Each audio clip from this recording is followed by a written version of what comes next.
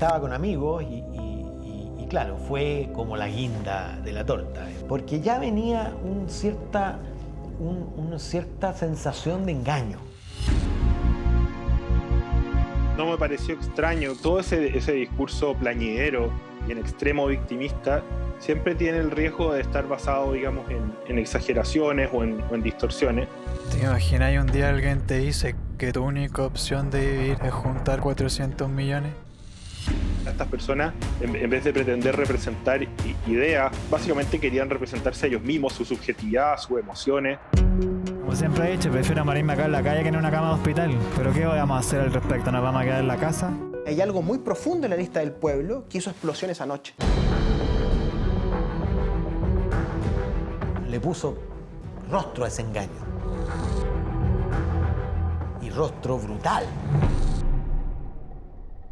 Corría el rumor ya en la convención de que la tercera estaba muy lanzada sobre los personajes de la lista del pueblo. Es conocido dentro del mundo político, también en el Congreso, que la tercera, cuando se lanza como halcones, como águilas de caza, suele lograr presa. Nunca pensé que podía ser tan grave lo que habían encontrado. Rodrigo Ernesto Rojas Vade. Comienza a correr el rumor en la convención, 12 horas antes, más o menos, 10 horas antes, de que algo pasaba, algo muy grave pasaba. Había mucha tensión en ese momento en la lista del pueblo. La lista del pueblo se había fragmentado ya en 4 o 5 espacios distintos. Y a partir de ese momento, de esa tarde, no hubo vuelta atrás.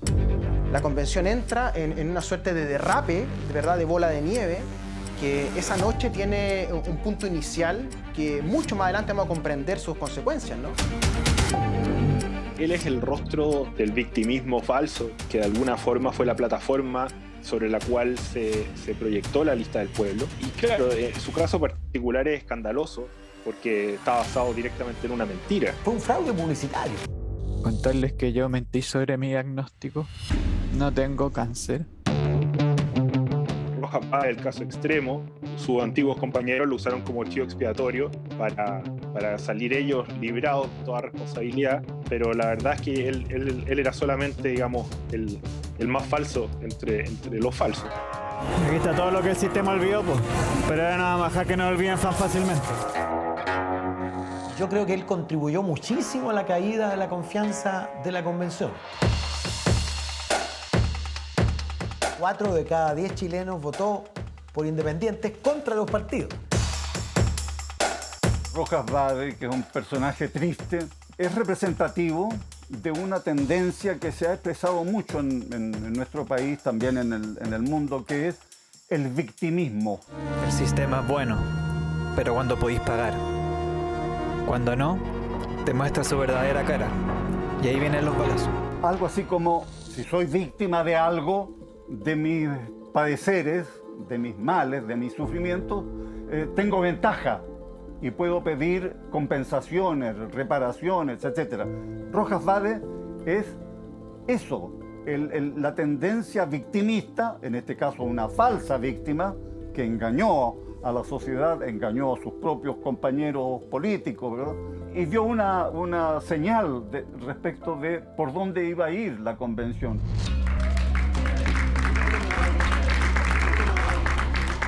Cuando los elencos de la convención llegan a trabajar, ¿cierto? Había mucha esperanza en que esto fuera un poquito más limpios desde el punto de vista reputacional, ¿cierto? Y lo de Rojas Vade tira eso por la borda. Y rápidamente mucha gente entonces se empezó a predisponer negativamente ante la convención, como una nueva élite que también iba a aprovechar el espacio para amasar poder y que no eran tan distintos, en realidad, de otras élites políticas. Yo creo que esa percepción hoy día ha sido muy destructiva para la convención.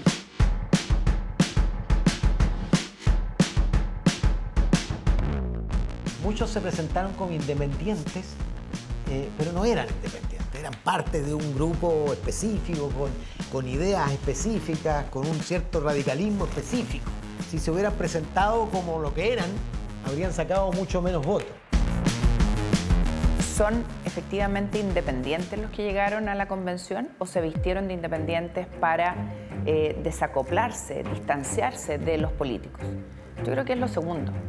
Los que llegaron a la convención de independientes tenían poco y eso hizo, ¿no es cierto?, que se produjera al final del día la discusión que se produjo, el enfrentamiento que se produjo, esta suerte de revanchismo de unos sobre otros que no nos permitió hacer algo que era fundamental en este proceso, y era sentarnos todos alrededor de la mesa y construir un texto que tratara de recoger en su esencia un país en el que estuviéramos mayoritariamente representados.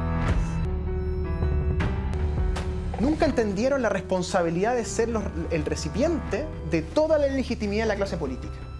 Y entonces cuando Rojas Báez demuestra, como muestra de laboratorio, pero hubo bastantes más, que la lista del pueblo era un fraude, entonces la gente, el común y corriente que había votado por ellos, ya no tuvo en quién creer. Eso desarma la legitimidad de la lista del pueblo y como consecuencia desarma la legitimidad de la convención.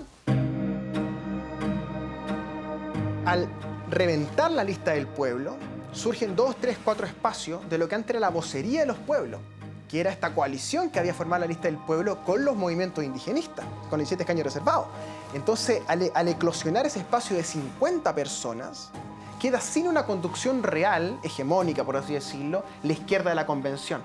Y entonces todo este giro que había hecho el Partido Socialista, emancipándose de la Concertación, aliándose con el Frente Amplio, y del Frente Amplio girando a la izquierda, queda entonces siendo un referente con el cual dialogar. Y de ahí entonces comienza la anarquía de los colectivos de izquierda de la Convención, que ni siquiera se ponían de acuerdo entre sí mismos para votar en los plenarios. Eso hace que el mundo de los Arboe, los Esquella, los Chaín, ¿verdad?, queden prácticamente aislados en el espacio político de la Convención.